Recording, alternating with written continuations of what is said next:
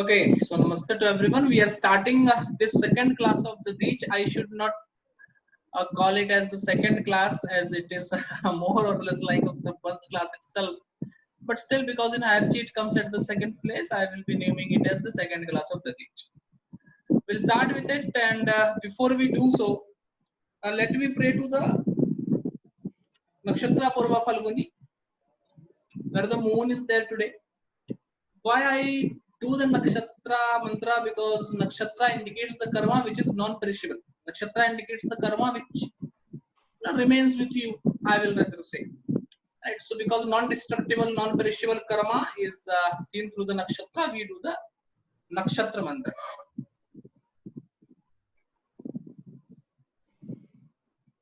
अभी ठीक है हिमांशु जी, अब बैकग्राउंड साउंड कम हो गया.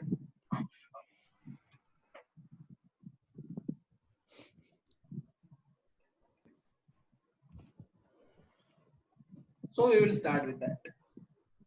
भग प्रणोत भर्ग सत्यरादो भगे मादीय मुदवाद अनन्न भगे प्रणोजन यगोहि रस्वैर भय प्रणिर्भिर्निर्वैन वनस्याम is the mantra for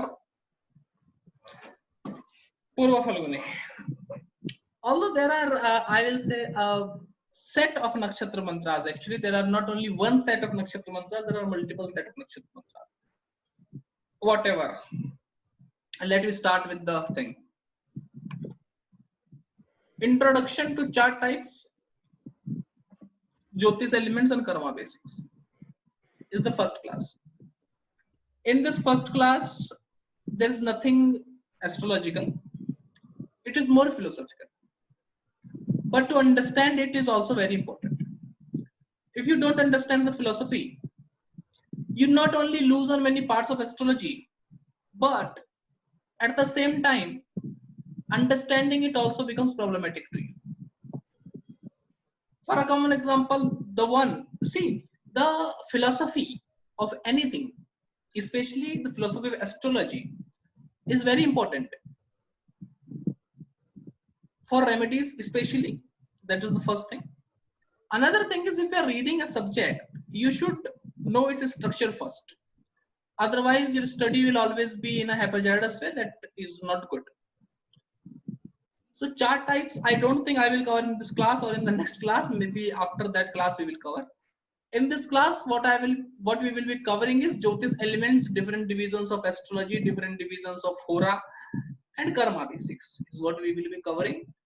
These things are philosophical but have a lot of importance in predictive part of the astrology as well. Okay, with this, let me start. If there is any question, you can write in the chat box. Only if your background is quiet, in that scenario, unmute your mic. Otherwise, let's try to write it down. Prashna Marga says, Tatra Prathamam Jyotish Shastra Sarupam Kinchaduchyate. Skanda-trayatmakam Jyotish Shastra Metata Sadangavat Ganitam Sahita Hora Cheti Skanda-trayam Matam Jataka Gola Nimitta Prashna Muhtakya Ganita Namani Abhidadati Shadangan Nyacharya Jyotishe Mahashastra. Prashna Marga written by Vishnu Nambudri, who lived somewhere near Kannur. I had the fortune to visit the temple where the author of Prashna Marg probably learned astrology. I visited that temple with my guru. That was a very, very divine experience. Right.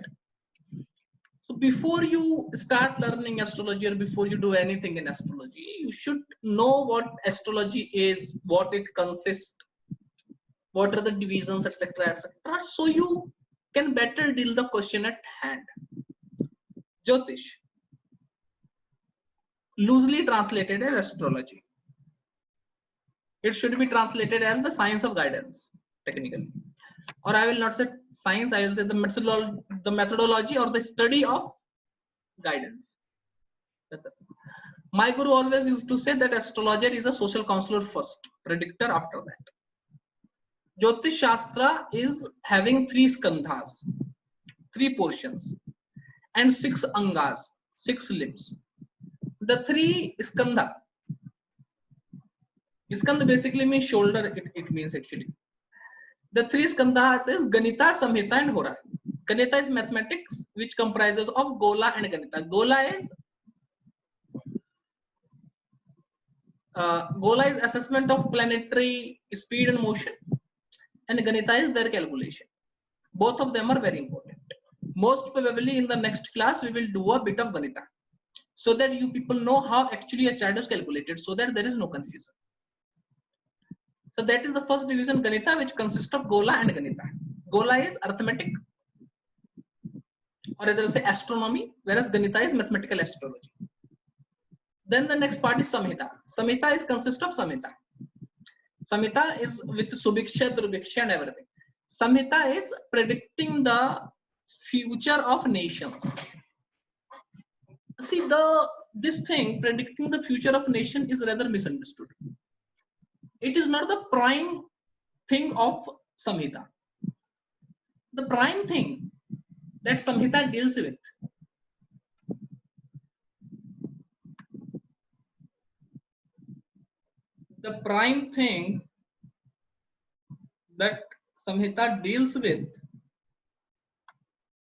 is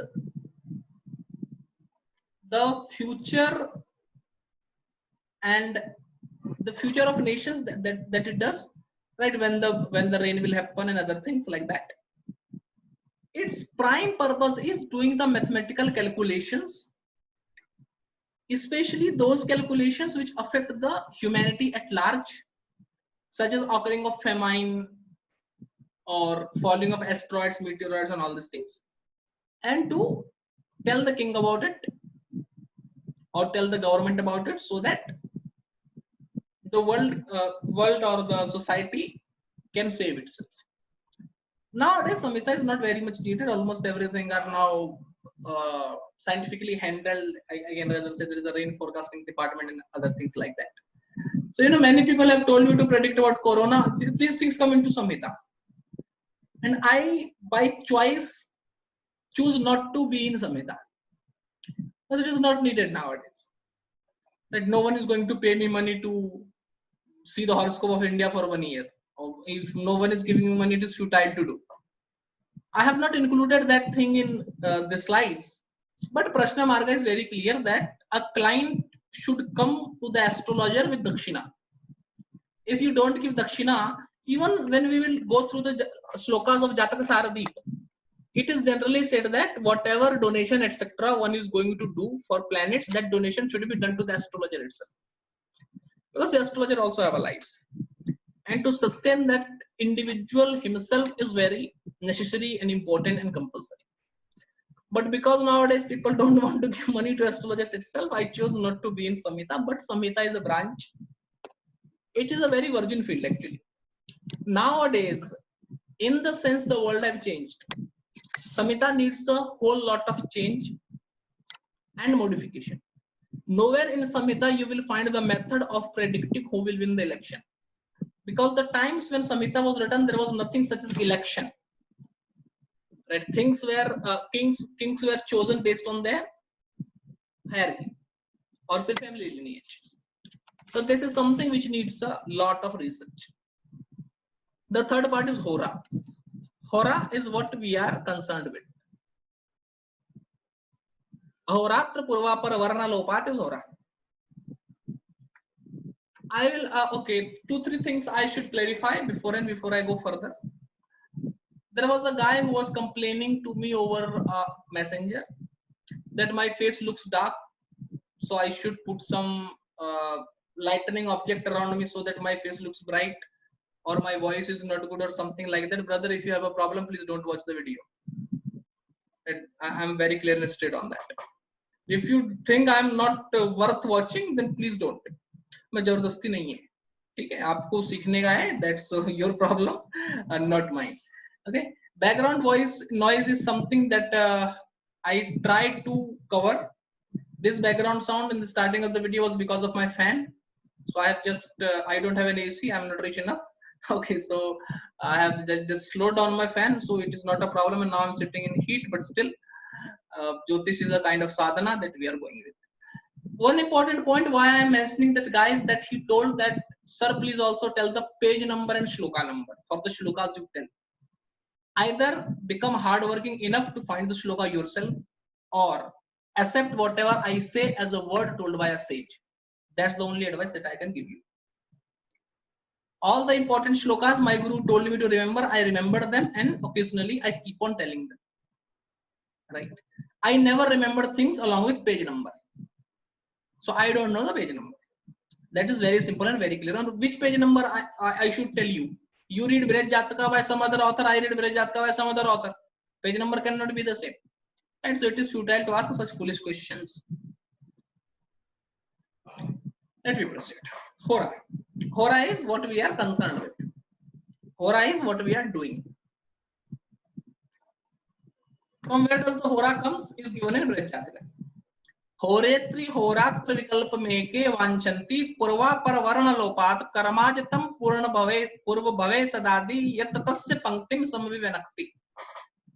Some person take the word hora as an abbreviated form of ahoratram. Ahoratram means complete day and night. Ahoratra is the complete duration of day and night. They drop the first syllable a and the last syllable tra, and take the remaining word as hora. This day and night makes these 12 zodiac signs fully visible to us. That represents the matured state of all good and bad actions done in previous existence and now ready to yield the fruits. That is one very important thing here. This is a hora, or rather say predicting the future of people.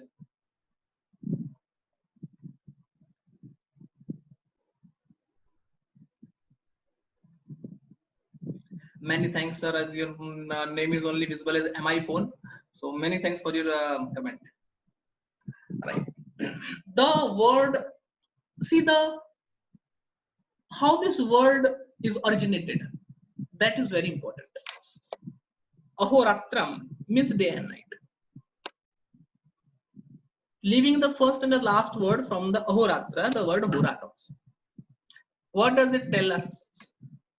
If you try to understand it, there is a complete day and night, and a day and night is decided based on the movement of Earth over its own axis, right? Leaving the first and the last word of ahoratra, which is a complete day and night, we get the word hora, which is the word used for predictive astrology. What does it mean? That the complete predictive astrology is dependent on hora, the movement of Earth over its axis. When you were born, a certain point of the zodiac was in front of the eastern side or eastern portion of the Earth.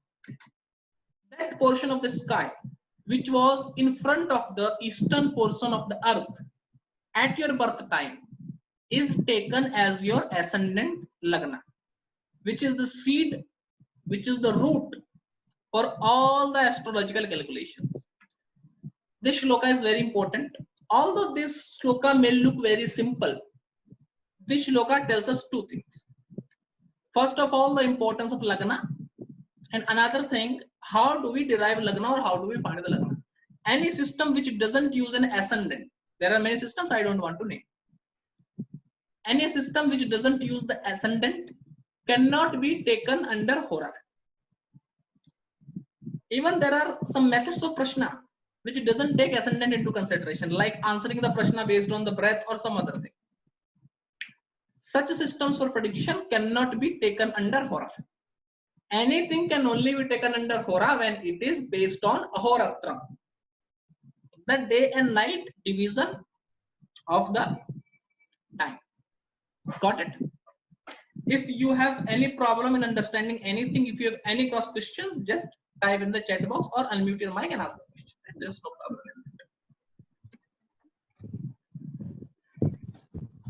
That is what hora is. Hora, how the word hora is made, we knew. According to some people, hora is the ancient name for hour.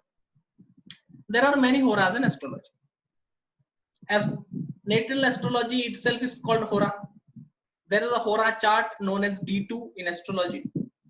There is a Kal hora in astrology as well. There are multiple horas in astrology. The hora is further subdivided into many divisions. Jataka, that is predictive astrology. Gola, that is mathematics. Gola, that is calculating the planetary positions. Nimitta, omens. Prashna, question. There is something called Prashna Kundali, right? I think most of you people know about it. Muhurta, electional astrology. Ganita, mathematical astrology, are the 6 limbs of Jyotisha astrology. These are the 6 limbs. Jataka is your predictive astrology that we do. Gola is predicting the planetary position. Where the planets are at this time right now is Gola. Ganita is mathematical astrology. See, finding where the sun is right now comes under Gola. Because sun is a planet in the sky. Finding what is the ascendant right now is Ganita. Because ascendant is not a point in the sky. Ascendant is an imaginary point. Nimitta means omens, and it have a very strong importance in horoscope. Not only Prashna, in complete of predictive astrology, Nimitta have a very strong importance. When you go on to sit a chart, when you sit to see a chart, the other indications at that time indicate things that are about to happen. I will tell you one experience. Once I was at my client's home actually. He invited me to his home and I was there sitting there actually. And his daughter was there. She was pregnant. So he asked me a question, right? That was of course a consultation. For consultation, he invited me. So he asked me a question that is she going to deliver a male child or a female child? When he asked the question, I was looking at bananas kept over the fridge. So actually, I was sitting in a room and there was a door. And from that side portion of that door, I can look at a fridge kept in the hall. And over the fridge, bananas were kept. And I was just counting those bananas just sitting there, right? I was counting those bananas and the number of bananas was 7. 7 bananas were there. Some bananas were eaten, some were not. 7 total bananas were there. 7 is a Vishama Sankhya, odd number. So when he asked me, my daughter will deliver a male child or a female child based on the number of the banana, I told him male child. Prediction came true. She gave birth to a male child with some complications. And why complications? That is answerable through the horoscope. Whatever. My point was that when you sit to see a horoscope, when you sit to attend a prashna, when you sit to answer a question, anything that happen around you at that time should be diligently watched, and that thing have very strong importance in prediction. That is what nimitta is. Prashna, like Jataka, horoscope, is made for the time when a person is born. What is the definition of birth is a very complicated issue.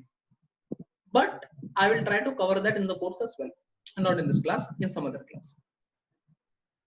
Prashna is a horoscope made for the time when someone asks you a question.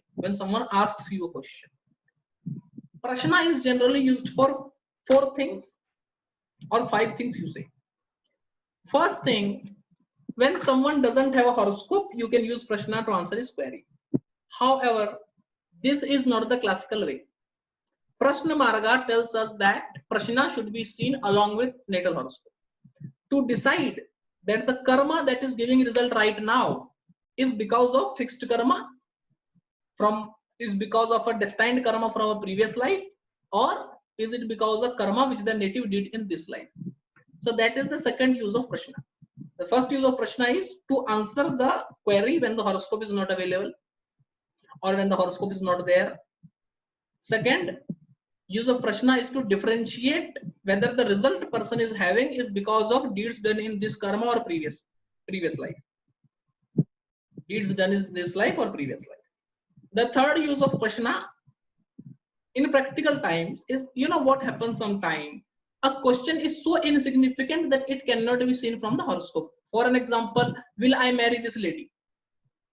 I can see your marriage, but this lady, I cannot see your face in the horoscope, right? In that scenario, what I can do, I can make a prashna and can answer the query that you will be married to, you will be able to marry this particular lady or not. The fourth use of prashna is generally related to those things which are insignificant, like where I kept my watch, all such things. If someone forgets that. The fifth use of prashna is called Nashta Jataka. If someone is not having a horoscope, he can ask you a question about what is my real birth time, and using some methods of prashna, you can construct his horoscope. That is known as Nashta Jataka, a very advanced system of astrology that I have been fortunate enough to learn directly from my guru. But I don't teach it, I don't give consultations on it, although consultations I'm thinking of making it live in some months from now. But still, that is what prashna is. Muhurta is a kind of, see, many people complain then in astrology there can be no remedial astrology, right? Many people are there, especially KP people are of the opinion that there cannot be any remedy. This muhurta is a big slap on their face. If there can be no remedy, what is the use of muhurta? You should throw it out then. Muhurta works on the basic philosophy that everything that will happen in future have his seed in the time when the work was commenced, when the person started doing that work. That muhurta, that time, that particular time have all the results in a seed form. So muhurta is one of the biggest remedial measure that is available to any astrologer. Biggest remedial measure is what? Muhurta. Muhurta is selecting an auspicious time to do anything. Mind my word, anything. If someone is having a bad marital life, you can set a good muhurta when the person can get married, and 80% of the marital life troubles will get compensated. If the muhurta is good and the matchmaking is also good. Muhurta, matchmaking, all these things are remedial astrology, not predictive, remedial. The importance of muhurta, or even say the start of the branch muhurta itself, was because of the remedial things. Sages in the Rig Veda talk about it, that what is the appropriate time to do a yajna, and to find the appropriate time when a yaga can be done, muhurta system was innovated, developed, whatever you say. It is not like that you cannot worship God at other times. Of course, you can worship a deity anytime, but there are some particular time when worshipping the deity is better. For an example, in Bangla Ramayana, there comes something such as Akala Bodhan. When Rama goes to kill Ravana, he wants the support of Devi. So he starts worshipping Devi before going to fight Ravana. And then Devi tests him and Devi come and everything is there. But that is termed as Akala Bodha. That is not a time when you should go to Devi. That is not a time to call her. But still, because someone is in a problem, he called her. That is called Akala Bodha. Kala Bodhan is Navaratri. Navaratri is the time when Devi comes on earth. That is the time when everyone should engage in her worship. So, Muhurta, this branch got developed only because of the need of doing things at the right time. You can eat at any time. There is not a problem in that. But for a happy life or say healthy life, your physician will suggest you that you should eat before 11 p.m. or Jain people, those who are born in the Jain sect, strict Jain sect, they eat before sunset, and all these rules and regulations, right? They all talk about the appropriate time when one should eat, right? So that appropriate time when something should be done is seen through Muhurta. Are you very clear on it? If you don't understand anything, you can always write it in the chat box. Ganita is mathematical astrology, that as I have told already. Gola and Ganita.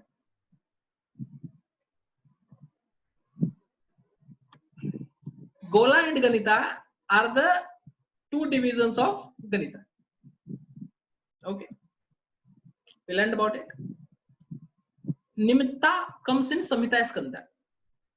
Now, I told you that omens are very important at the time of Jataka or Hora as well. That's generally to find out when a comet will fall, when a meteor will fall, when tornado will come, when rain will come, when these things will come. The occurrence of tornado, meteors, asteroids, rainfall, these are considered as nimitta, omens. It is considered as that by the way of rain, tornado, etc., famines, etc., God wants to tell something. To decide when an earthquake, etc., will come is called the deciding nimitta. That comes under Samhita. However, you should also carefully see the nimitta at the time when you sit to answer a query. It is very important. 80% of the failed predictions that any astrologer has, whatever, depends on the ignorance of nimitta, especially strong nimittas, not weak ones, strong ones. Weak ones, that is okay. See, nothing in astrology is the last truth. Okay. If you miss the nimitta, then also there are some other strong circumstances in the horoscope which can counter the bad nimitta. There is no problem in that. That is not a very problematic scenario. But strong nimitta and astrologers should never ignore. For an example, what happened a day before yesterday, there was a consultation scheduled. So I told this guy that I will call you around 4 p.m. That was okay. Around 3:30, I just thought that I should go for a smoke. Okay. I went to the lift, I went downstairs and everything was there. And when I was coming back, I saw that what actually happened, I just booted up my laptop and just put it over the table and I just went there. When I came back, I found that my laptop is shut off, right? It was not properly powered on. That was a kind of nimitta, right? Generally, what happened?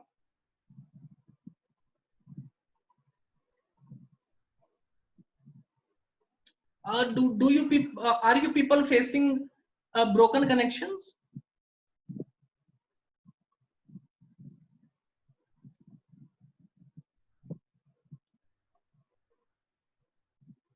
Okay. Try reconnecting, Nishaji. Right. That I found that this generally doesn't happen. I have a very fixed schedule. That was a kind of indication that this chart should not be done right now. So I told that client that okay, we will do your consultation on Monday. Such strong nimittas, right? When you are sitting for a horoscopic consultation and someone calls you urgently, or light goes off or something like that, that nimitta should never be ignored.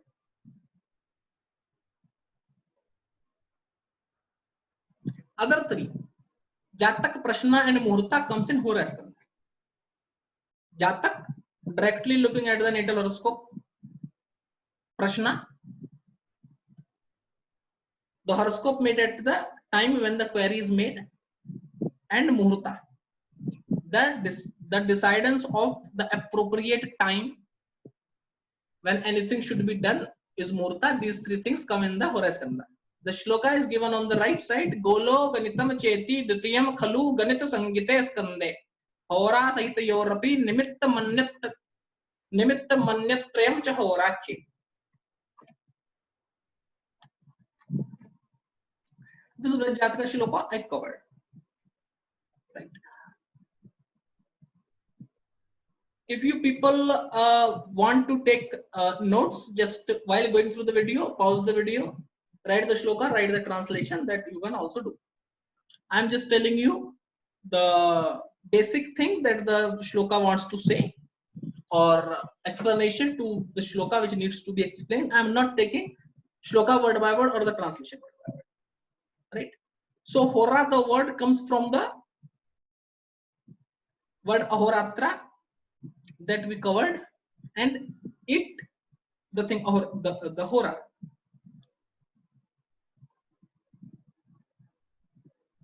Himanshuji. If you people say for PDF, I will give you people. If you people want, if you people are like okay with the PDF, then I can give you, but only if I can trust you people that the PDF will not go outside. Because once a broken trust, then I am a very मैं बड़ा खराब आशिक हूँ, दिल टूट जाता है, फिर मैं बड़ा पागल हो जाता हूँ. So I can share the PDF, there is no problem with that, but make sure that the PDF remains in the group only. Right? It should not go outside. If I see that the PDF is outside, then there can be an issue.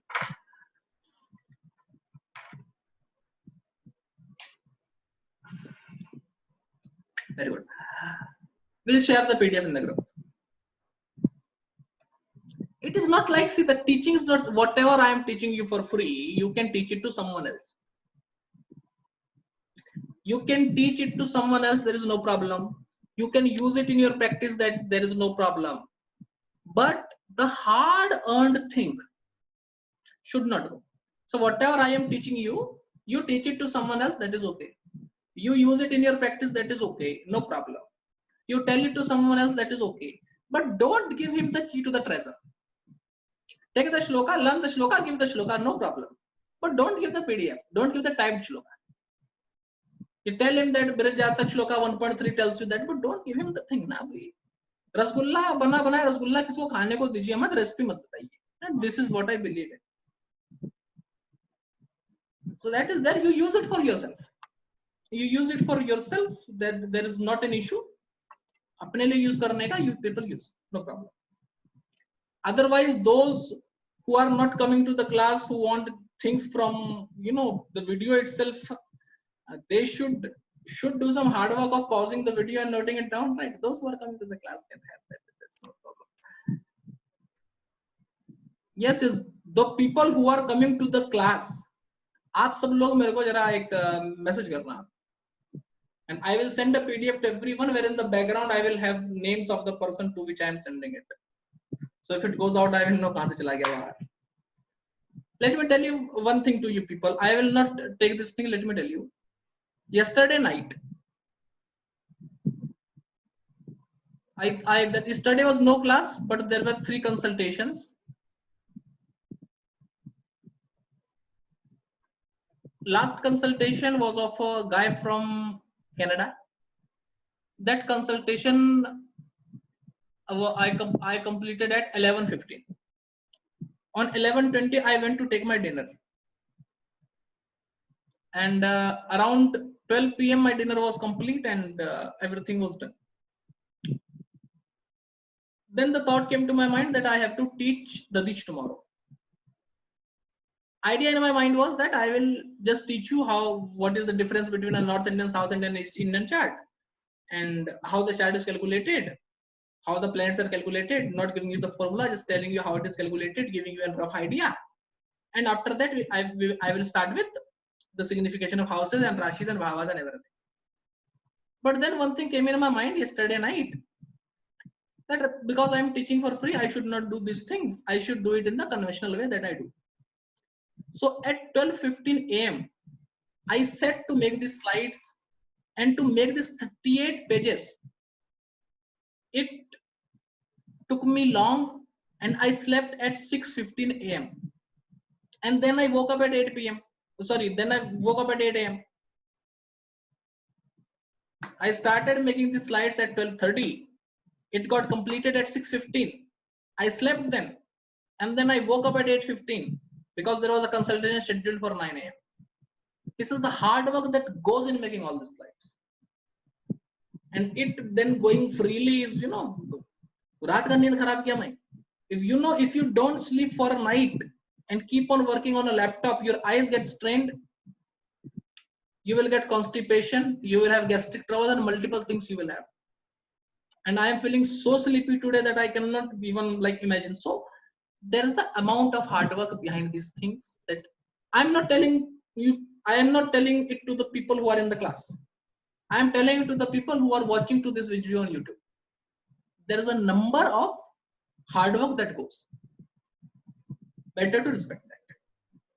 और you cannot as well, देखो क्या है कि अगर आप respect नहीं करते हो hard work का, तो it is not a problem. See, I know one very simple thing. If you don't respect my hard work, no one will respect your hard work as well. Because karma teaches you one thing for sure, tit for tat. Whatever you do comes back to you. I will give you one advice that one of my elder gave me. What happened? One day, me and he was sitting. He is also an Aquarius ascendant with Mercury in the ascendant, 8th lord in the ascendant, pathetic life. So I was a child in 8th or 9th standard then, but I started reading astrology. So I was some 4 or 5 months old in astrology at that time, and that elder guy was into astrology when he was in his teens. At that time, that person will be somewhere around 45, 46. If I will also try to take his horoscope as an example someday in the same details. So we were sitting at a place, and there I told him that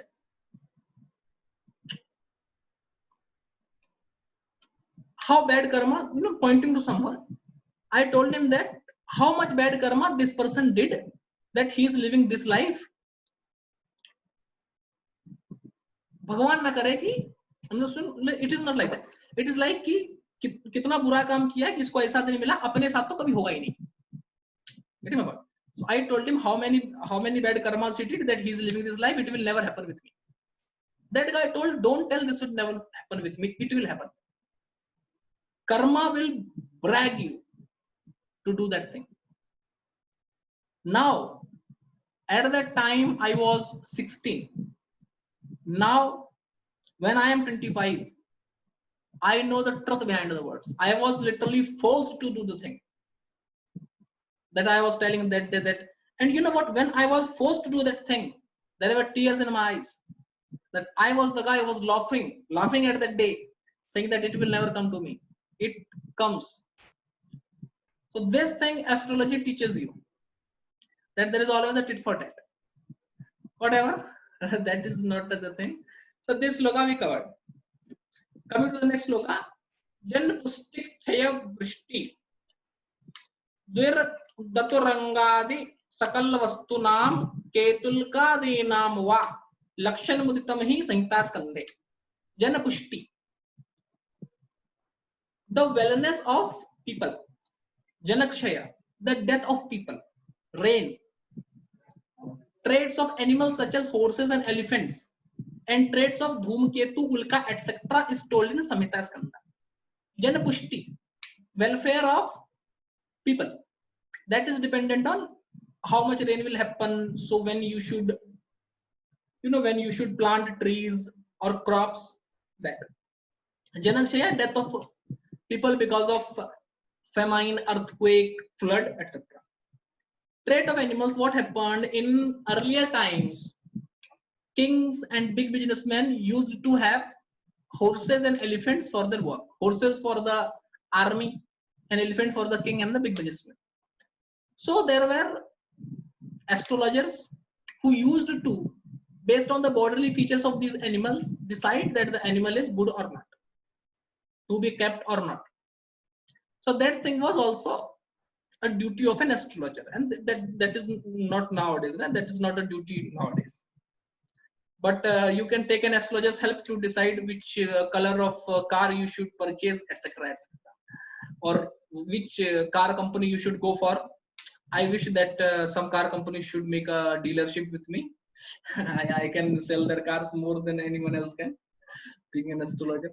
That was a duty of astrologers in the previous times. Along with that, Dhumketu Ulka, asteroids and meteorites, when they are about to occur, from where they will pass and all these things, the astrologer was supposed to tell to the king or to the people for their welfare, so that they can prepare themselves to, they can prepare themselves to get away with things.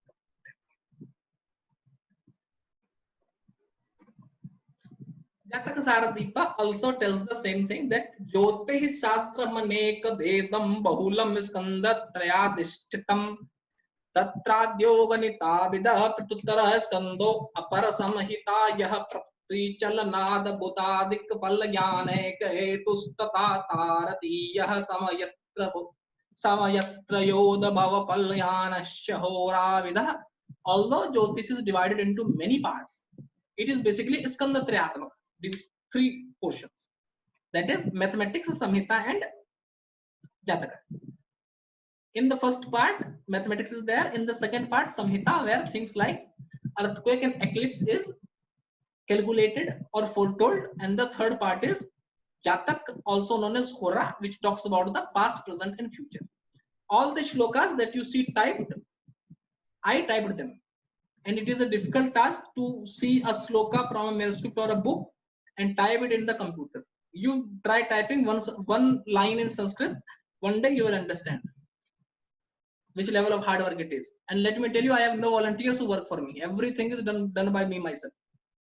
There is no one that I will put on my Facebook profile that can someone type this manuscript for me and then someone will type and send it to me. It never happens, right? Everything I do myself. Right from changing the font to changing the color to making the background, everything is done by me myself. There are no volunteers, okay? For your kind information. Now the division of Jyotisha. Siddhanta, Samhita, and Jataka. Siddhanta is what consists of mathematical astrology and astronomy. Samhita is the prediction of earthquakes, etc. Jataka is natal horoscopy, which consists of natal horoscopy, Prashna and Muhurta. Siddhanta, that consists of Gola and Ganita, mathematical astrology and astronomy, and Samhita, that consists of Medini, predicting the future of countries and nations and other things that we have already known.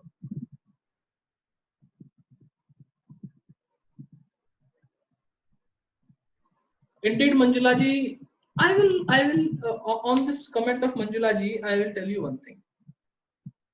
You know what my family person tell me, that he is, I have a very old relative who visits our home.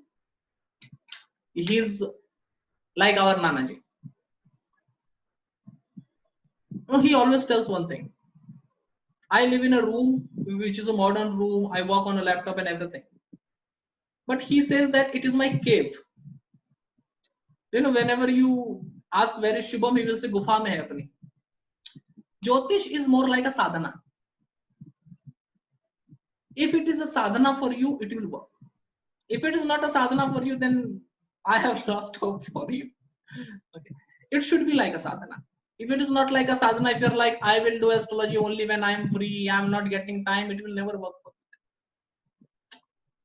Bhai, let me tell you, there is a very small joke. I generally tell. One day, Santa told Banta that my wife is very ugly. So Banta told Santa, you have been married to your wife since 15 years. Only today you came to realize that your wife is ugly. He's like, I never saw her in light. Today I saw. That is the show, right? If you are not giving complete time dedication to Jyotish, it is not going to work. And if you are giving complete time and dedication to Jyotish, taking every day half an hour out without any excuse, then it becomes a sadhana. So when you do it as a sadhana, it fructifies, otherwise it will not. Abhi aap dekho na. If you don't respect a dog, he will stop coming to your home. Sorry, if you stop respecting an animal, he will not come to your home. It is like, agar if someone criticizes you and you still go to him, people will say, Kutta hai kya? Are you a dog? Because dog is the one whom you even beat, he will come to you. So even animals don't go to the person who beat them. So why astrology will come to you? If you don't respect, you should. Otherwise, it will not go. Coming to our topic, sometimes kabhi मैं भावना में बह जाता हूँ. Sometimes I go outside, but I think that is a learning experience as well. छन्दः पादौ शब्द शास्त्रम च वक्त्रम कल्पः पाणि ज्योतिषम चक्षुषीष शिक्षा ग्राणम श्रोत्र मुक्तम निरुक्तम वेदश्चंगन्ये वरमाहो मुनिन्द्रा. There are two things, or I will rather say everything. Everything in Indian thought is considered as a living being. We Indians, we made India as Bharat Mata, Earth as Dharti Mata. Although we don't make anyone Pita, but still, we imagine everything as humans.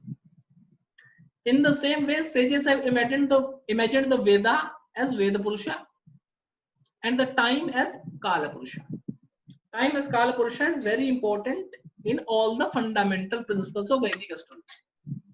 You will come to know about it later. Veda is also imagined as Veda Purusha. There are 6 limbs of Veda Purusha known as Jyotish, Kalpa, Nirukta, Siksha, Vyakaran and Chanda. Chanda is considered feet. What is Chanda? Chanda is the meter in which a mantra should be told. Mananatrayate iti mantra. Something which motivates your mind and directs your mind in a direction is known as mantra. Because you will know how to do the mantra or how to train your mind to do a certain thing based on the meter of Chanda. It is the feet of the Veda Purusha. Because it is on mantra. It is based on the directions of the mind in which the Veda Purusha walks.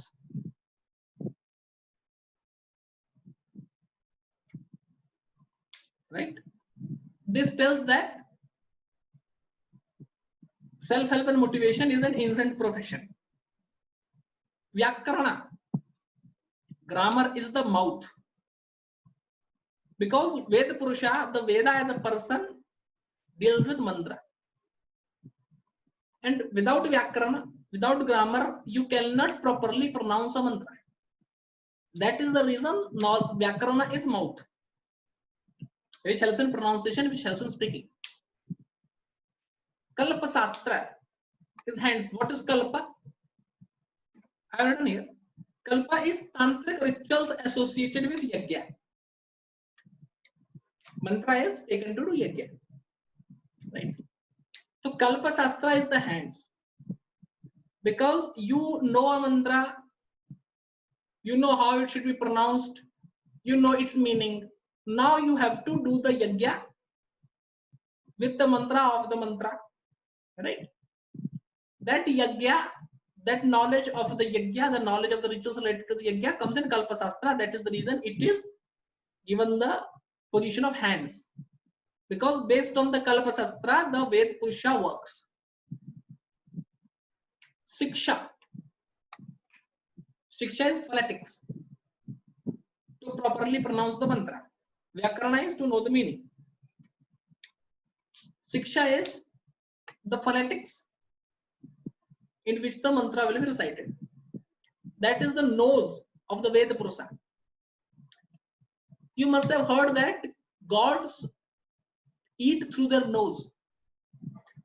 Swargavashi Indriya Bhogi, the one living in the Swarga, enjoys with his senses, not with his body.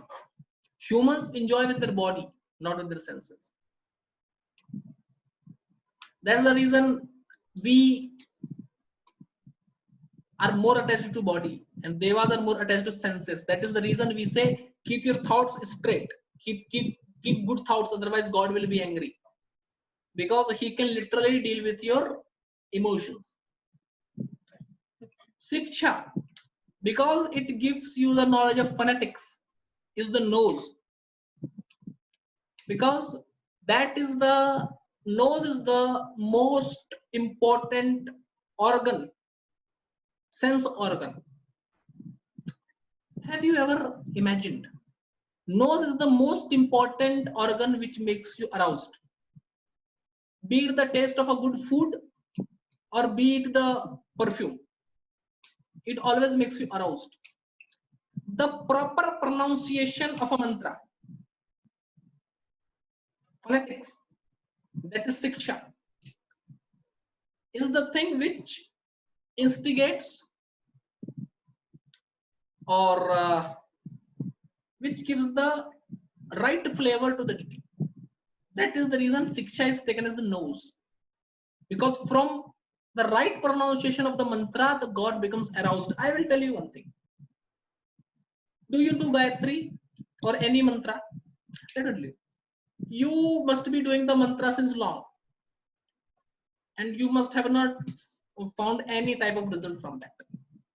Let me give you a variation. Do half of the mantra while inhaling the air and do half of the mantra while exhaling the air. It's like Om Bhurbhuva Swaha Tatsaviturvarenyam. Stop. Then start exhaling. Bhargo Devasya Dhimahi Dhiyo Yona Prachodayat. Do a mantra like this, although some put should be added in front and in last, that I am not giving you because it is not an initiation process. Use this inhalation and exhalation process and do the Gayatri mantra for 12 times tonight before sleeping and share your experience in the group next week.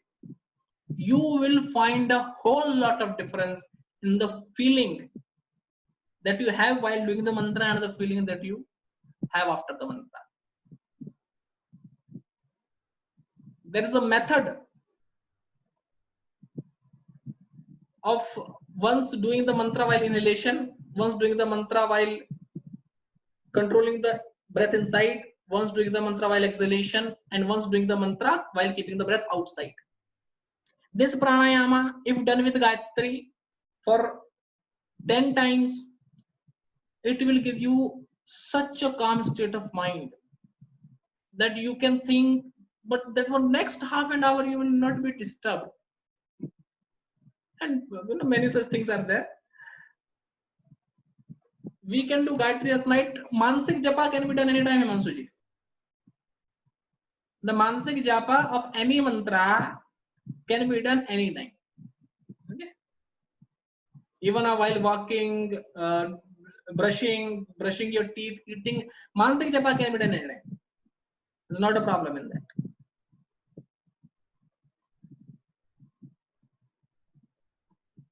Actually, when you do mantra as a spiritual sadhana, it can be done anytime. When you do mantra as worship, then it has some rules and regulations. Mansik japa, see, I want to call my mother. I can call her anytime. There is not a problem in it. So, Mansik japa anytime you can do. Just try it in the night. I'm not telling to do it every day in the night, right? Just try it in the night for today. Or if you don't want to try it in the night, try it tomorrow. There are many considerations for Gayatri actually. Right? Some people will say that it should be done in night only, because there are 4 sandhyas. One at the morning, one at the evening, one at the midday, one at the midnight. So there are 4 sandhyas. And Gayatri can be done in any of the sandhya. Generally, the night sandhya is taken by tantrics, right? But it is not only that scenario that it should only be taken by tantrics. Of course, it can be taken by anyone depending on the many circumstances and many scenario and many condition and non-conditions. But I'm just telling it as a test and not as a spiritual practice.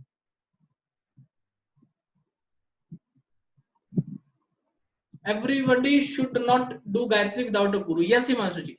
If your guru haven't told you to do Gayatri, you should not do Gayatri.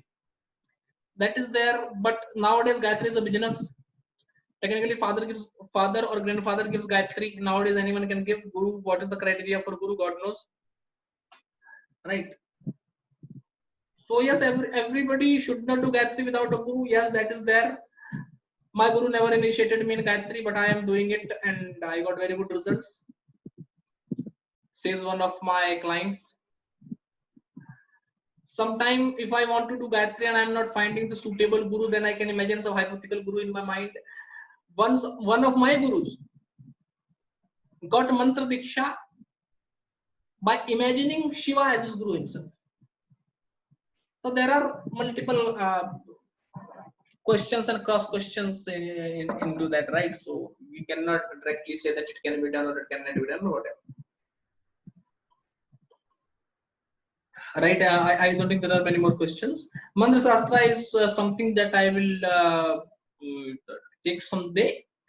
However, in the popular mantras, they are ineffective to a great extent, and there are not many rules and regulations.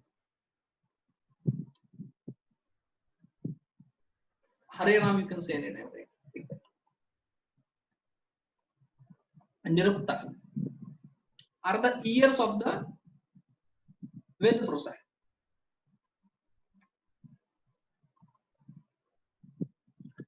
So the next thing, Nirukta, that is the ears of the Veda. Nirukta means etymology of the words, correct meaning, etc.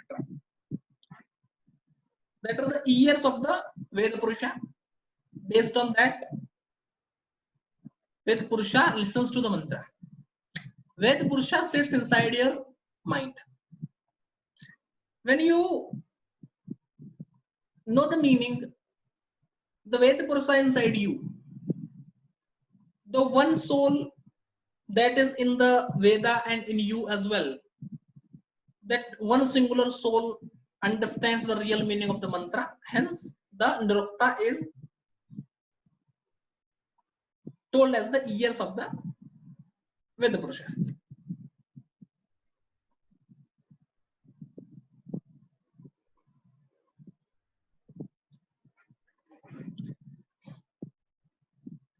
Sir, I don't consider myself as a guru.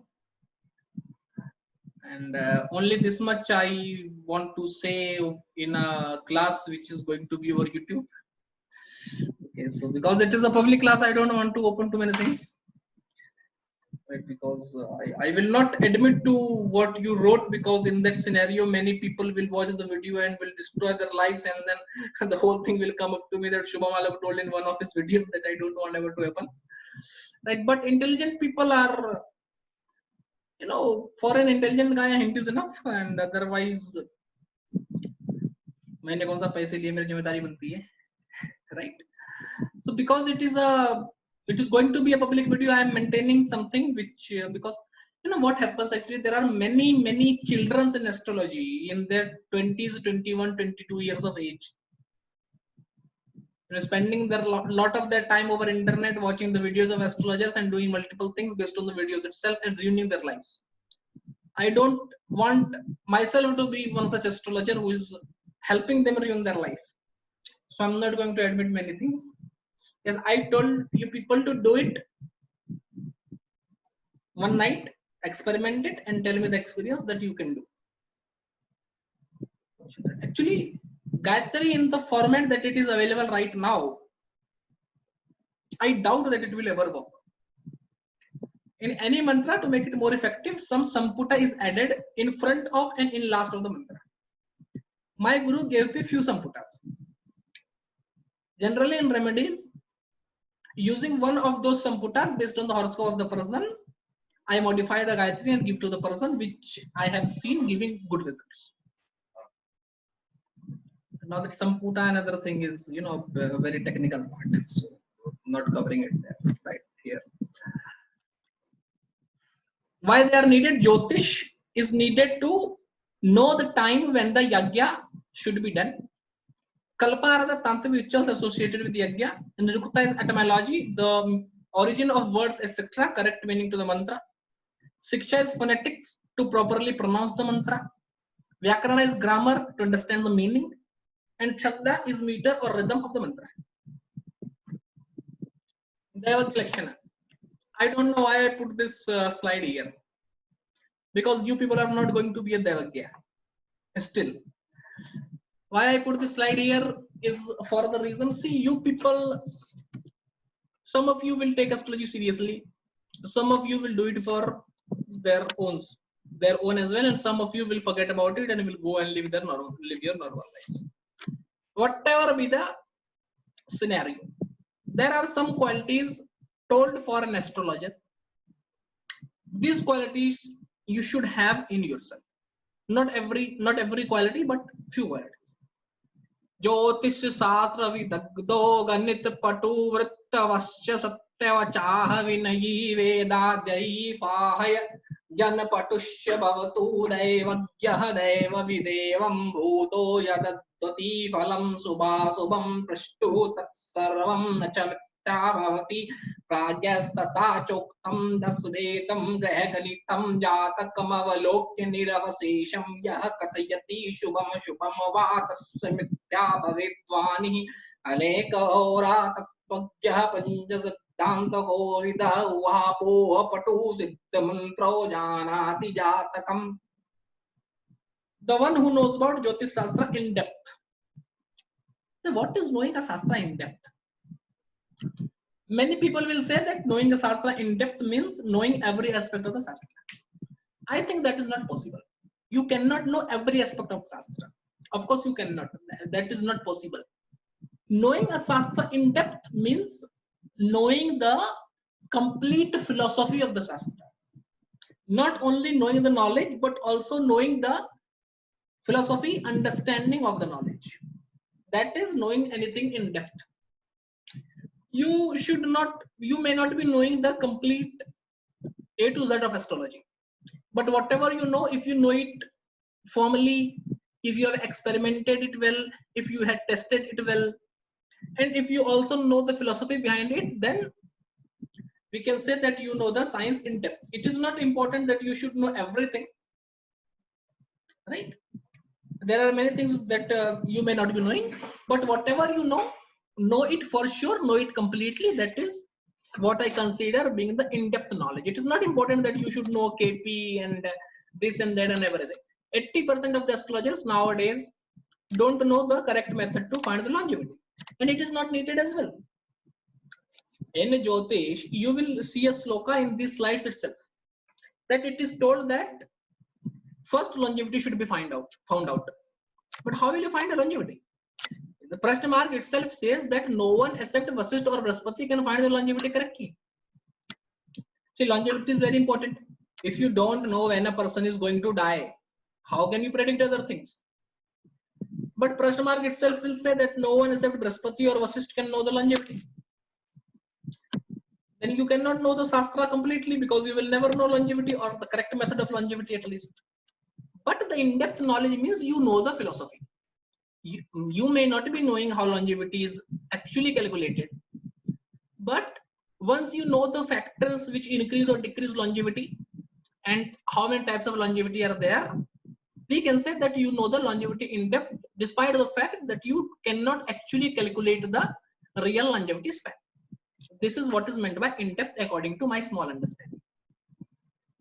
Well versed in mathematics was a requirement in the earlier times when the calculation used to be done through hands. It is not important nowadays, software does the thing.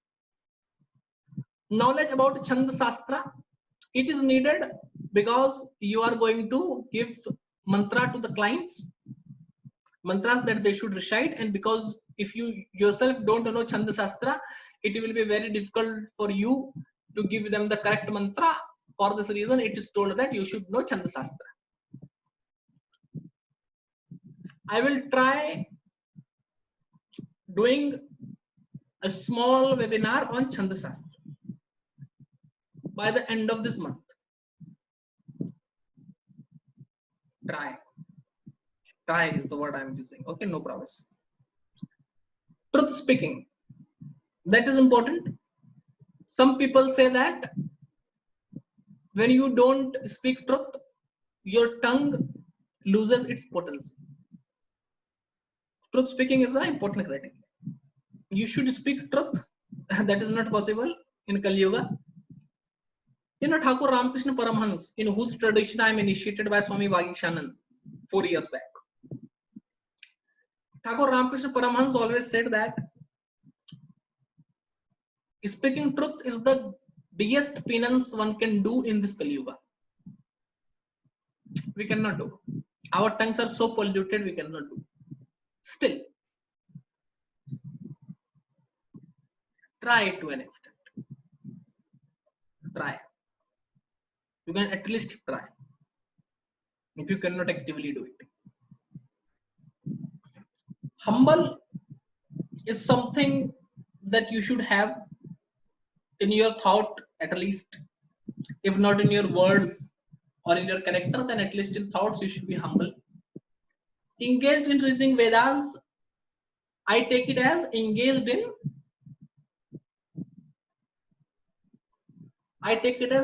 in studying spiritual things, not only Vedas. Well versed in doing yajna for planets is the Devagya. You may not be doing yajna for other people like I am. I don't do yajna for other people. If you take a consultation from me and I tell you some remedy, then I will not be the person who will be doing that remedy for you under any circumstances. However, I do yajna for planets sometimes. And I am not that one guy who will do the yajna yourself and will tell his wife or mother or brother that please hold the camera and click a photo of mine so I will put it over YouTube, put it over Facebook. I'm not that guy. But still, being an astrologer, you yourself should know how the yajna is done and you yourself should do it. At your home, you should yourself know how the yajna is done. You can learn it from a traditional pandit as I have done, or you can do some courses on it. There are some courses also. Nowadays the world is internet driven, so there are many online courses as well. And there is some people making Homa manual nowadays as well. So that you can do. One having above qualities, such Devagya, aka astrologer. Devagya and astrologer. By uses means the same. Technically, they are two different entities. Astrologer is the one who knows about the stars and the planets. Technically, Devagya is the one who can foresee fortune. Deva means fortune.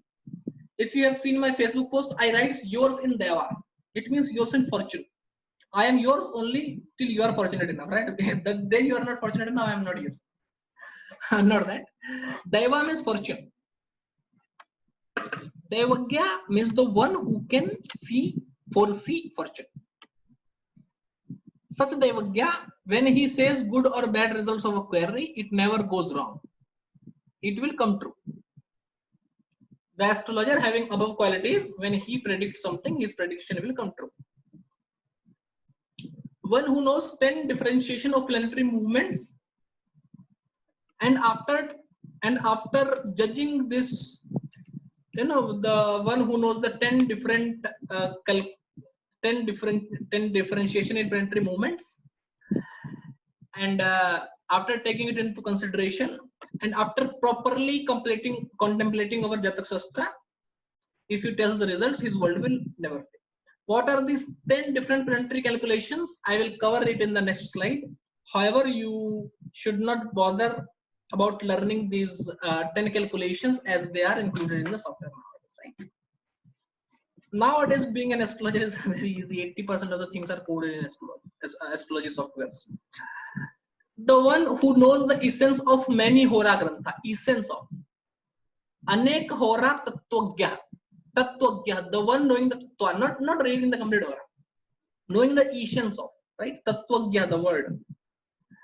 One who knows the essence of many hora granthas. Panch Siddhanta Kovida.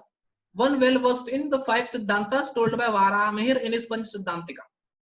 You should not bother about learning it, available in software. Greek Ganita is to be taken that I have written in one of the slides of the course. Uhapoha Patu. The one who can properly think over something with arguments and cross arguments is called Uhapoha Patu. One who can think over something by presenting an argument and then cross argument and contemplating over it is called Uhapohapatu. That this quality is a very, very important quality if you want to be in astrology. I will give you an example. Someone is having the 6th lord in the 8th house. Where he is exalted, or Brijesh ji asked this question in group one day, I think, right? That what if 10th lord, 12th lord is exalted in the 10th house? That will be for Leo Lagna. This is where this Uhapohapatu quality comes in. There are many things. 12th lord in 10th house will tend to destroy the results of the 10th house. But because it is exalted planet should give good result. Because it is moon in the 10th house, it will lose his Digbala. Right. But then in Navamsha, it can be Vargottama. So, thinking over all these positive and negative factors and presenting arguments and cross arguments, the one who is able to decide the accurate result is called Uhapohapatu. Siddha mantra. He should be Siddha. What is the English translation for the word Siddha?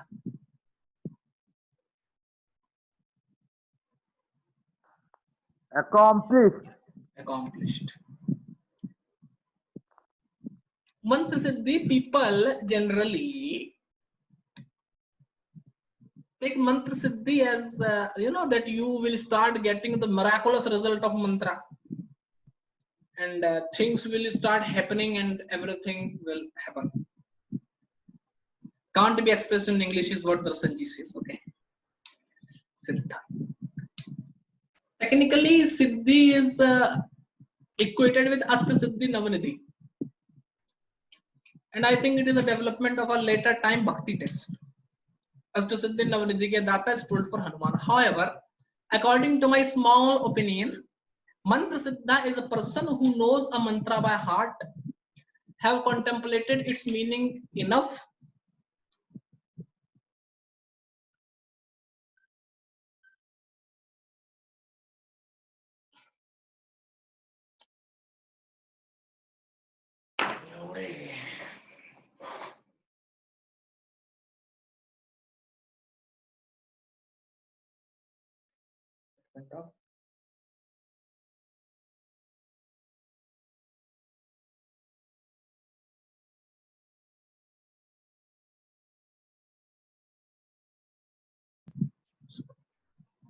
Mantra Siddhi.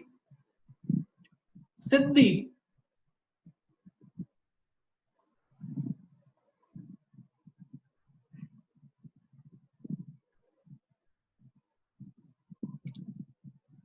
are you people discussing something on Hora Nimitta?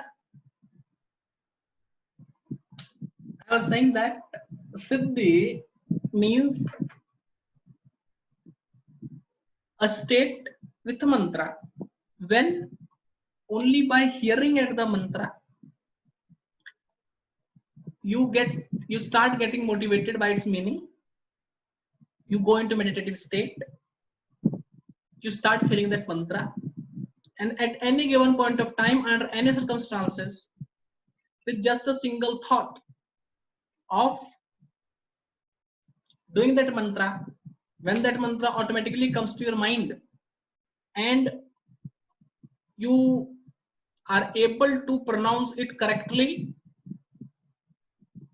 without any kind of defect in between, under any circumstances, that situation should be understood as mantra siddhi. The siddhi that is told in Astasiddhi Navriti, such as Anima, Garima, Mahima, Lahima, such things I don't think any person can achieve. Even Chaitanya Mahaprabhu never achieved such siddhi. How can normal people do? It's futile to believe what the, taking literally the words that Shastras have said is not very much possible nowadays. And this is what I think. One such person can know the Jatak Shastra. Jatak Shastra is natal horoscopy. 10 divisions of mathematics, I am telling you, although you need not learn them. Jugana nainam khet madhyam skutayorapi grahan dviyam khet kalahasta samagam अस्तोदयो च खेटानां नक्षत्राणां च संगमः इति वेदास्तो विज्ञेयाः ग्रहाणां गणितेदश. अर्गहनानयन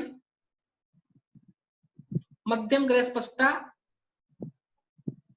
Madhyam Graha is mean speed of planets. You people know about mean Rahu and mean Ketu. Many astrologers use that. Madhyam Graha Sadhana, that is mean position of planets. Spashta Graha Sadhana, that is true, accurate, detailed position of planets. Chandra Grahana eclipse. Surya Grahan eclipse.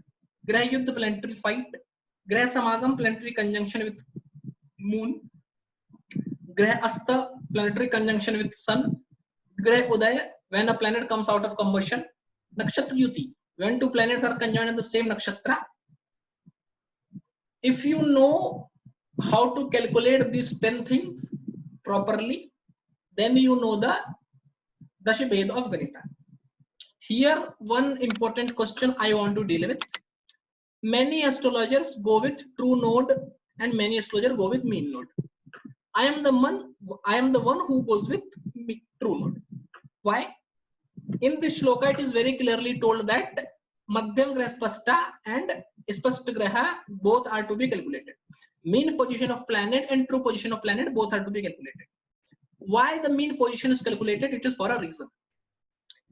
In earlier times, there were no softwares, right? The softwares was not there.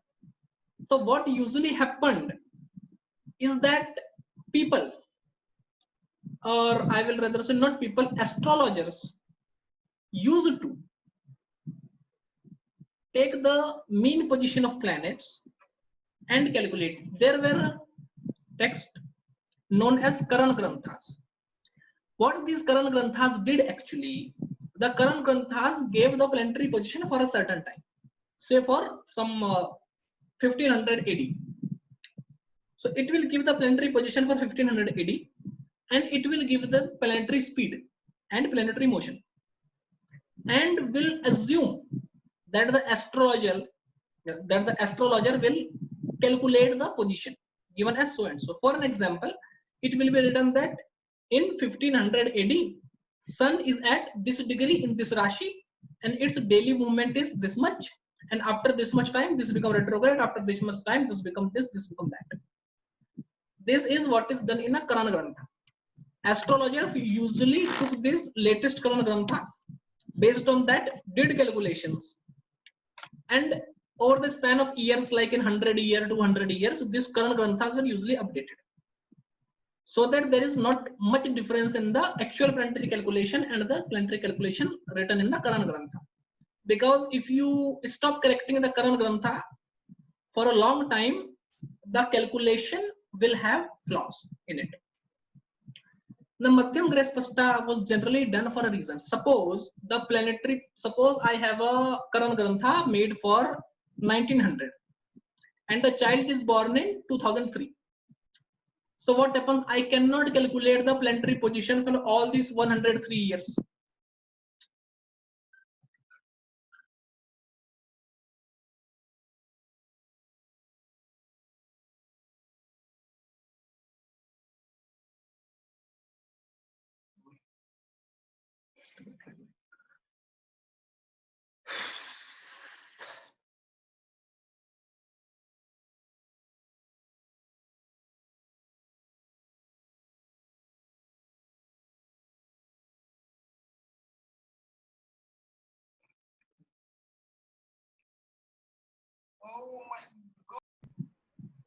Right, so I was saying that we cannot go on to calculate the accurate planetary position for 103 years. So what generally astrologers do, they take the mean calculation. Mean calculation is approximate calculation per year. And when they reach that desired year, they will do the in-depth calculation. They will do the spashta calculation or the clear calculation. This is the difference between madhyam grah spashta and spashta grah spashta. Okay, or madhyam and true, or mean or true, right? So what actually happens is that, as you see, to count the position of Rahu and Ketu, to calculate the position of Rahu and Ketu is a difficult task, because they are not the physical bodies. So you cannot see it like sun in the sky and can decide where it is right now. So the calculation of Rahu and Ketu was difficult. So because it needed a lot of time. Even in the ancient times, for the calculation of eclipse, the true position of Rahu and Ketu was taken into consideration, because eclipse is a phenomena where the effect of Rahu Ketu is very visible. But in horoscopes, astrologers usually tried to take the mean Rahu and Ketu only because they wanted to save their hard work. Because to find the true position of Rahu and Ketu is a Herculean task. For that reason, astrologers used it this way.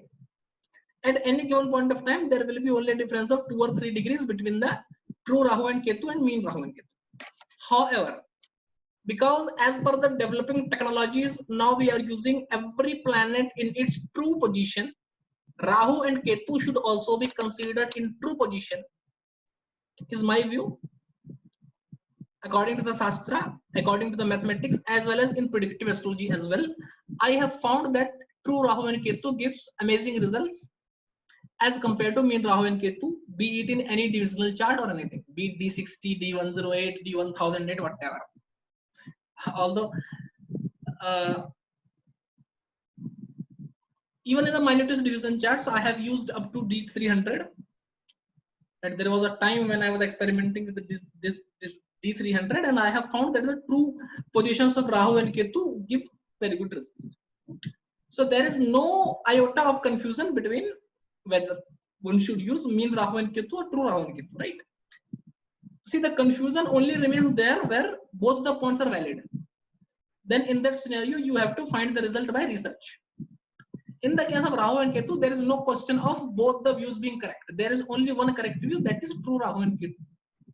The mean position of Rahu and Ketu is not the correct position. Now the most important section. Karma types. Karma is of three types actually. One is Drida, Adrida, Radrida, and one is Sanchit, Prarabdha, and Kriyaman. I will give you a synopsis about them. After that, we will go to the shlokas. Sanchit means all the karmas that you have done throughout the lives. Prarabdha, I have written Prarabdha. There should be a D after B. The Prarabdha karma is a portion of karma from those Sanchit karmas that you will live or enjoy in this life. So, whenever someone asks me a question, sir, that will I get salvation?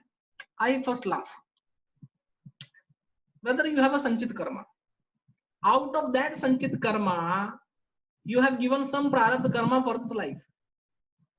Only because you complete this Prarabdha karma, you think that the Sanchit karma have ended? No. Sanchit karma is there. Sanchit karma is the collection of karma throughout all the lives. Prarabdha karma is a certain part of karma from those Sanchit karmas that you are destined to go through in this life. Kriyaman karmas are those karmas which you do in this life. This Kriyaman karma that you do in this life turns out to be in two types of karmas. Sanchit karma for some other lives and karma which gives instant result. My guru always said, karma mahatphalam badyu. The biggest Kriyaman karmas give their result immediately. Guruji always used to give an example that if someone stands on a terrace and he says that I am going to jump. You are an astrologer. Tell me what will happen. So you tell him कि उत्कृष्ट कर्म का तुरंत फल मिलता है बालक. So if you do such karma, big karma give instant result. So if you jump from the terrace, you will die instantly. No iota of doubt about it. So kriyaman karma, those kriyaman karmas which are very big in impact, those kriyaman karmas give instant result. Small kriyaman karmas may give result in this life and can give result in next life as well. What do we understand from it? Let me give you one secret, because I think one secret is needed so that you people can really understand the importance of this class. I am saying that small kriyaman karma can give result in this life and can give result in next life as well. Strong kriyaman karma will give instant result, like someone sitting on a terrace and ready to jump. Strong karma, strong kriyaman karma, instant result will happen, instantly death. So if you want to do remedy for a planet and you say, sir, I cannot do mantra, I cannot do yaga, I cannot afford a havan, I can only do small remedies, then the result of the small remedies can come to this life or can come in next life as well.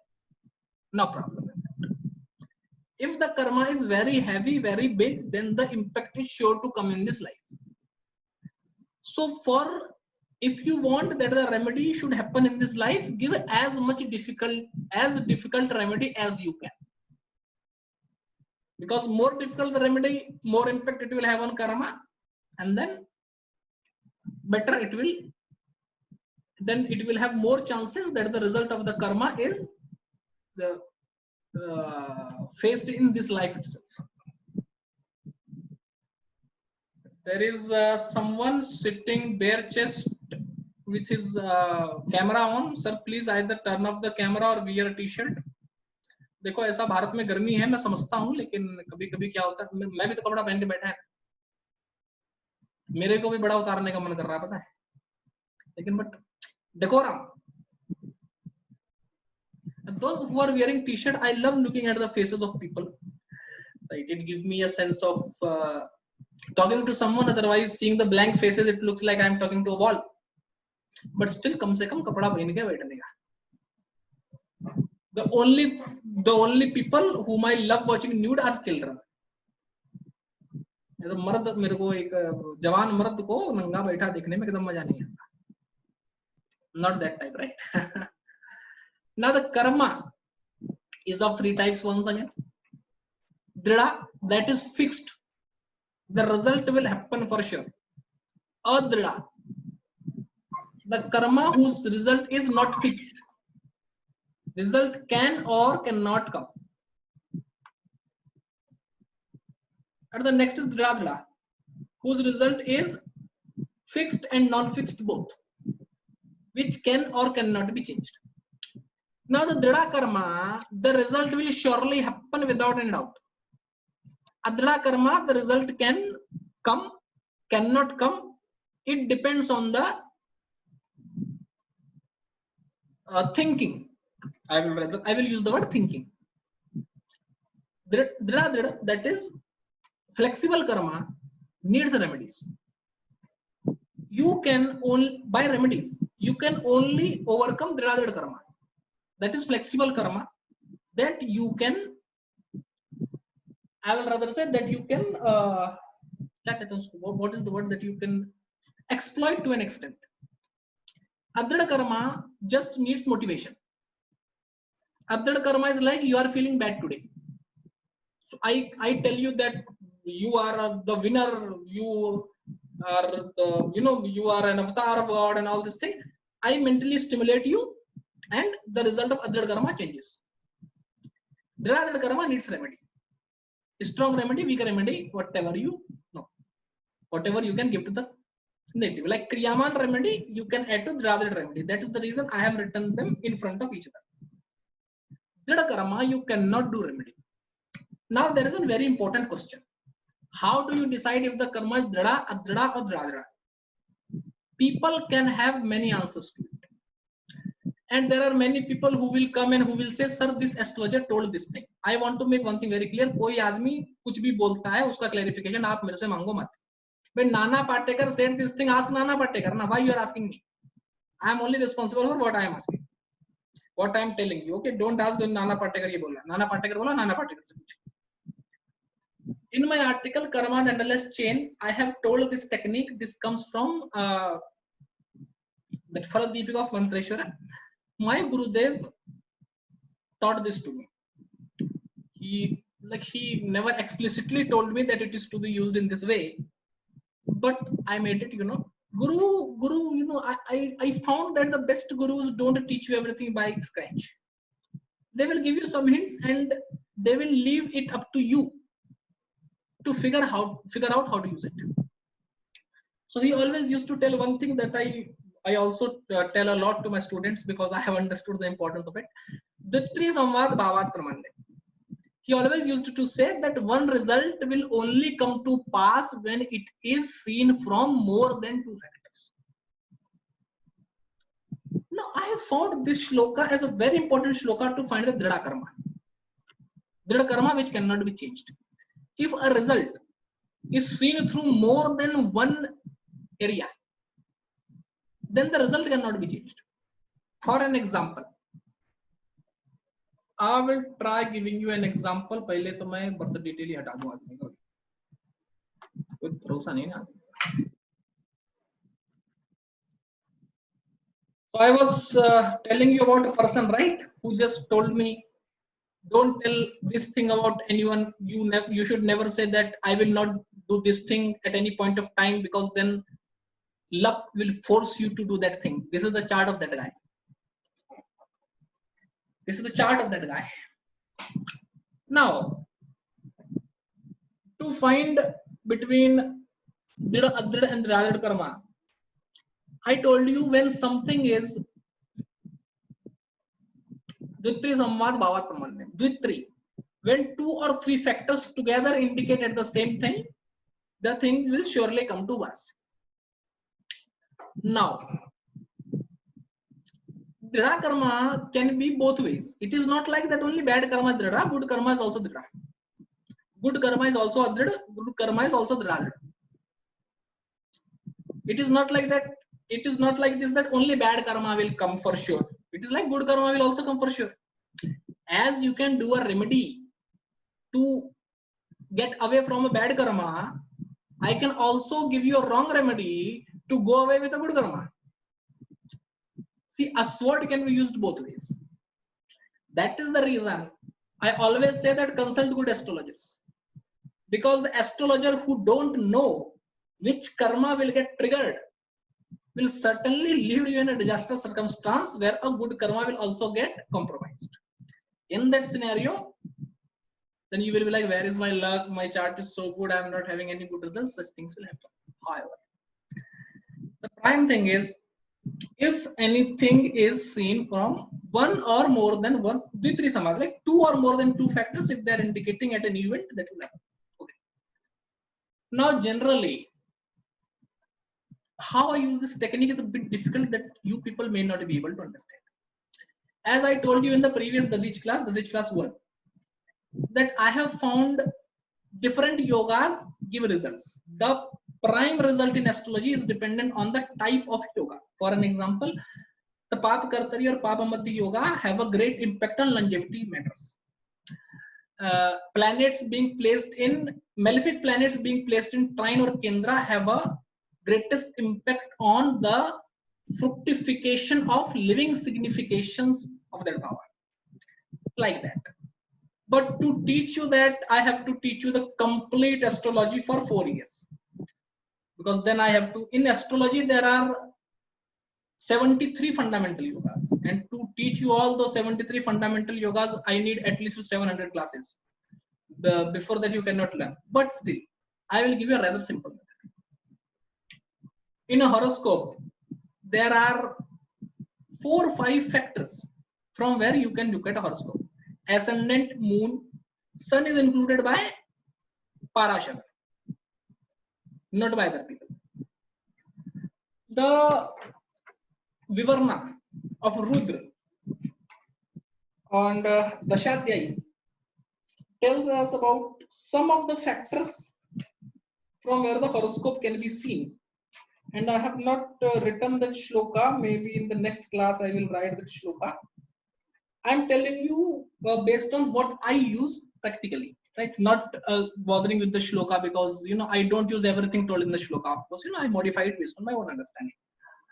Technically, the points are ascendant, moon, the sign where Lagna Lord is placed, the sign where Moon Lord is placed. Navamsh Lagna, Navamsh Moon, the sign where dispositor of Moon is placed in Navamsh, and the sign where Lagna Lord is placed in Navamsh. So how many factors are this? 8 factors at least. 8 or 6 factors, whatever. Because some factors can, be one, like Moon can be in the ascendant or Lagna Lord can be in the ascendant, etc. You should make a horoscope from all these 8 factors. And when you see something repeating, in that scenario, take a note that it is the fixed karma, you cannot change it. I will try giving you an example with this horoscope. Let me make Rashi, Navamsh, so that you people will understand. Okay. This is Rashi from Lagna. This is Rashi from Moon. This is Rashi from the dispositor of Moon is in the ascendant itself, right? So it is the Rashi from the dispositor from Lagna Lord. This is the Navamsh Lagna. This is the Navamsh Moon. The dispositor of Navamsh Lagna is in Lagna. So this is the chart from dispositor of Navamsh Moon. Now,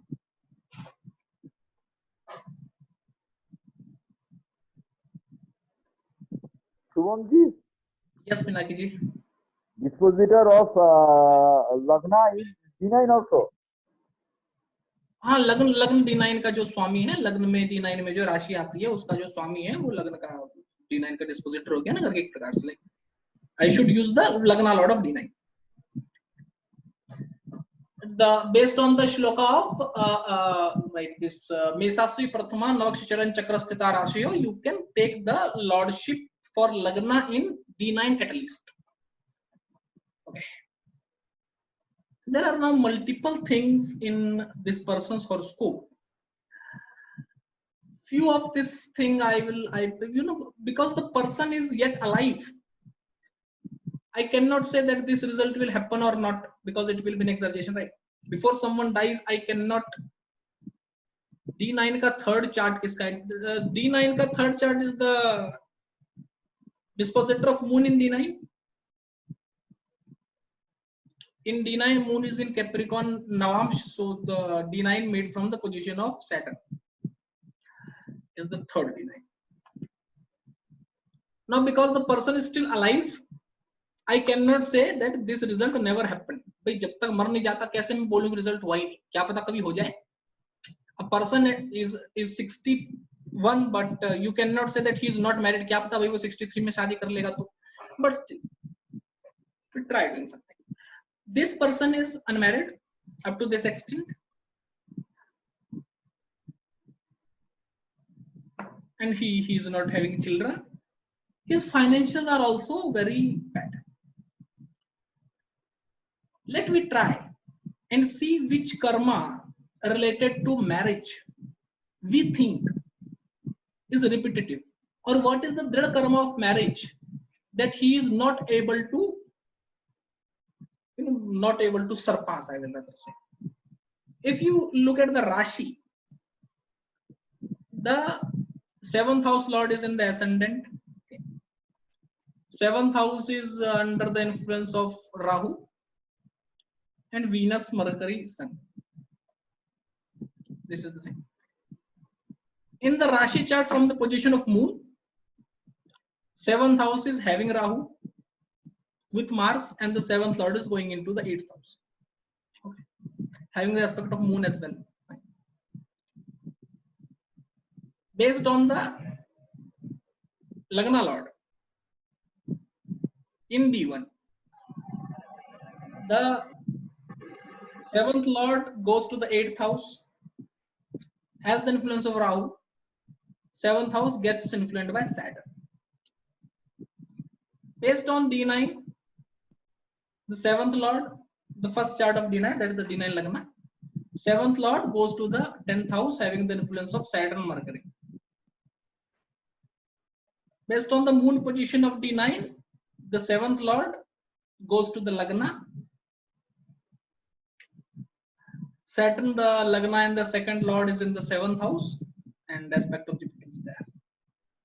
And based on the D9 dispositor of moon, moon is in the seventh house, who is the lord of the Lagna, and the seventh lord is in the Lagna, and all these things. Three results are basically repeated throughout the horoscope. Lagna lord in the 8th house is repeated, if you people can see. In the Rashi chart from moon and in the Rashi chart from Lagna dispositor, from both the positions, the seventh lord is in the 8th house, which is a kind of bad combination for having a bad relationship. Or rather say 8th house indicates death and the 7th house indicates relationship, so relationship dies, is what you can say. This result is seen from two factors: position of moon in the Rashi and the dispositor of Lagna in the Rashi. That result is permanent. His relationships are not that long living. Now, one secret thing with the chart. In Lagna lord in the first house is seen through many charts. From Lagna, 5th lord is in the Lagna. From Navamsh moon, sorry, from Lagna, the 7th lord is in Lagna. From Navamsh moon, the 7th lord is in Lagna. From Navamsh moon dispositor, the 7th lord is also in Lagna. 7th lord in Lagna is a strong combination for Madan Gopal yoga, or I will rather say yoga for having extramarital affairs, or yogas for having affairs, rather say. No, I will not use the word extramarital. Yogas for having affairs. It is like person may or may not be married. He will be having conjugal happiness and complete. All the like he will be living a complete married life without being married. That is a good kind of karma, because it is repeated from Lagna, moon Navamsh, and moon Navamsh dispositor. From these three places, this result, Lagna and 7th house having a connection, making the Madan Gopal yoga, is repeated from these three circumstances, these three places, which says that this is a kind of a fixed result which cannot be remedied. So this is the example. Is the example very clear? Any confusion?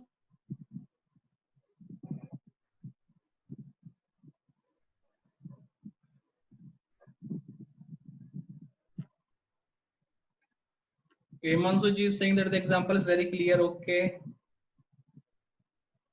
और बताइए भाई, और किस किस को clear है?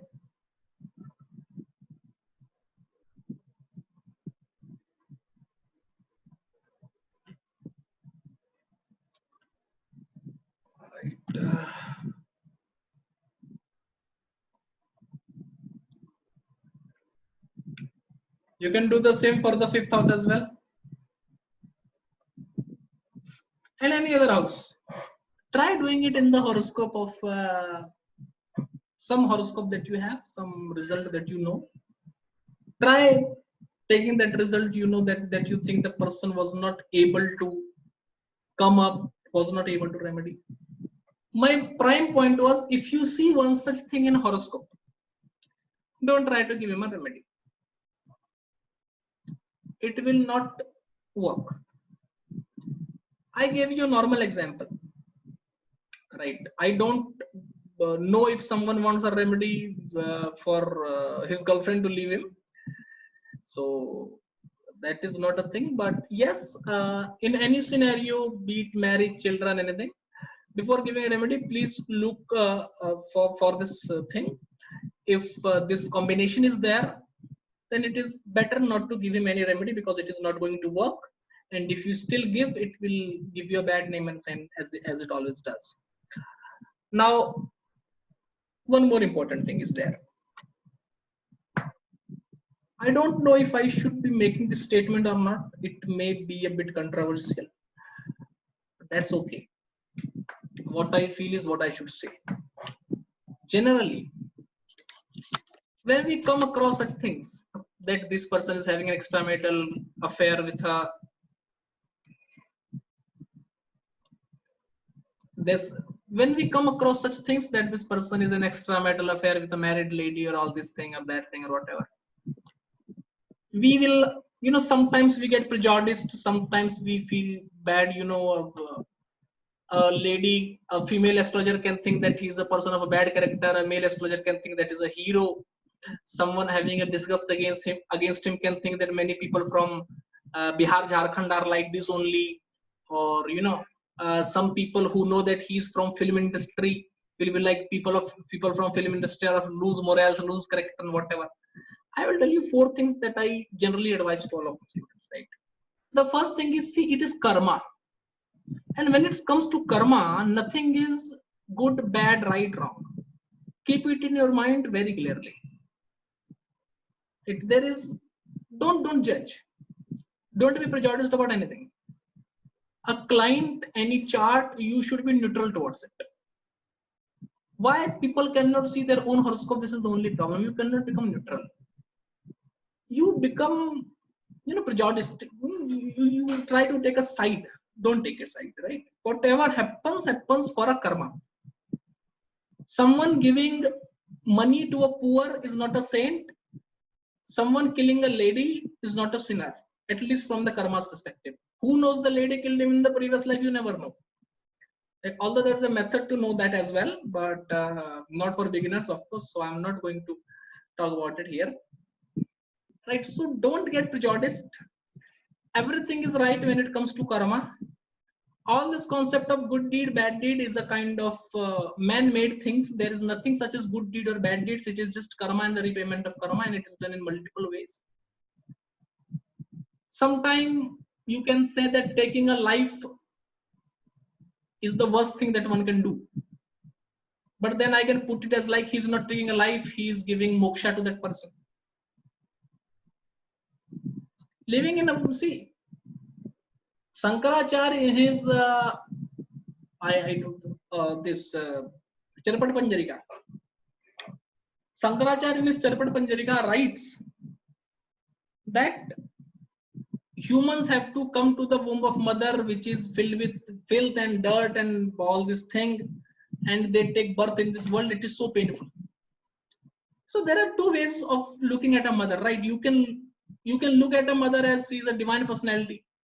Shankaracharya, before he took sannyas, have to wait for his mother's approval, and he did a trick to get his mother's approval actually. Right? So you can look at a mother as the first guru, or you can look at a mother as she is the one who does a bad karma by having sex with a guy and conceiving you. So there are always two sides of the coin. As an astrologer, don't get prejudiced. Karma does everything. Men don't. Everything is, see, what is the basic motivation of, or what is the basic study of Prashna? It says that even the time when a thought comes in your mind, that time is governed by planets. If even the thought in your mind is controlled by planets, then how you can do something without the planets wanting you to do that? It can be free will of the native as well. But in that scenario, try to understand that everyone is in a different circumstance. Right? And when someone is in a different scenario, you yourself being in a different scenario cannot judge him or have any opinion about him. Right? Having said this, I think this last one thing was very clear. This karma and karma from horoscope is what I will cover, and after this we'll end this class. After enjoying the heaven or hell, whatever it is. Okay, one thing I will clear here. You did a bad karma, you go to heaven or hell. Is it the repayment of karma? No. I kill a person, I go to jail. The karma gets fulfilled? No. Going to jail is a punishment. My karma will get repaid when I will come out of the jail and the brother of that guy will kill me. So enjoying heaven or hell is just the punishment or the reward. The karma doesn't get exhausted either in the heaven or there. Karma will get exhausted at that very place where you made the karma itself. So after enjoying the heaven or hell, to enjoy the remaining karmas done in the previous lives, unintelligent human beings come again and again by taking birth to this world. Why unintelligent human beings? Because if he was intelligent enough, he must have achieved moksha in the previous life itself. Oh my God.